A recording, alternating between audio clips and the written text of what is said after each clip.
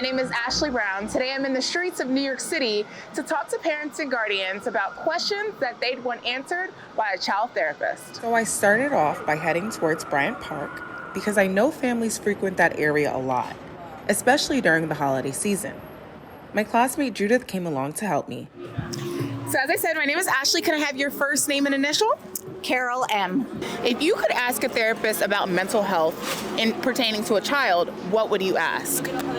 I would ask, how do we protect our children as they're entering the school system from all sorts of things that might end up in mental health issues like bullying? So one of the most important things about bullying is that you need to have open communication with your child. That's like paramount for anything. It's most important that whatever they're telling you, that whether it deals with their feelings, whether it deals with a situation, that you're just able to listen first and give that child that supportive environment that they need to give you the feedback so that you know the next right step that you want to take. So if there's a question that you could ask a child therapist, what would it be? How to handle an angry child. Toddler years are a bit difficult when you can't control your kid behavior and stuff like that with all this sort of digital social media access to a lot of stuff, and the kids when they go to daycare and come back with certain behavior. So wow, that was truly a loaded question. So let's start with the part about the toddler. So toddlers express themselves by play, and that's their language. They don't have the language development just yet. So what you need to do is you need to allow that play to be changed into co-regulation. So what you want to do is you want to teach the child how you'd like them to behave. So if you're going to model it for the child, if they're going to a daycare and you see another child acting out, well, you want to show the child that this is not the behavior that you want them to bring home. And so you'll model that for them.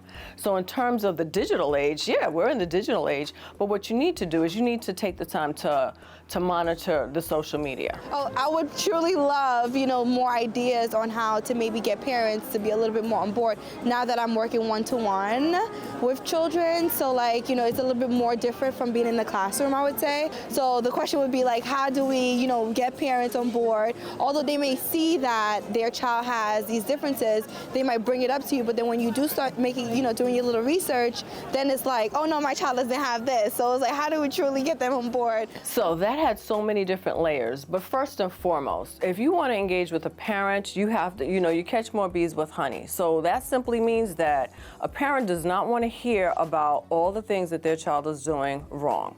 You must have a conversation with the parent where you're really engaging them about what it is that they'd like to see happen for their child. So you want them to buy into it. So engagement and that emotional connection, that is going to be everything if you plan on helping that child.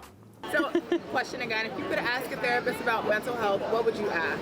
I would want to know what are some common things that parents do with good intentions that they think are helpful for their child that may actually be harmful. Okay.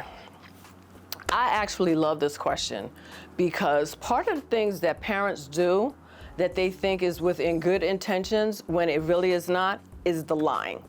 So a good example would be you telling your child, hey, we're doing good, everything is great, and you have an eviction notice and you guys are going into a shelter.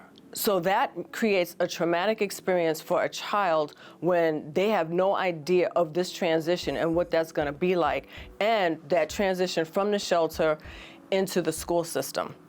Another good example is, me and your daddy, we're doing good. We're sleeping in separate rooms. Daddy's busy working.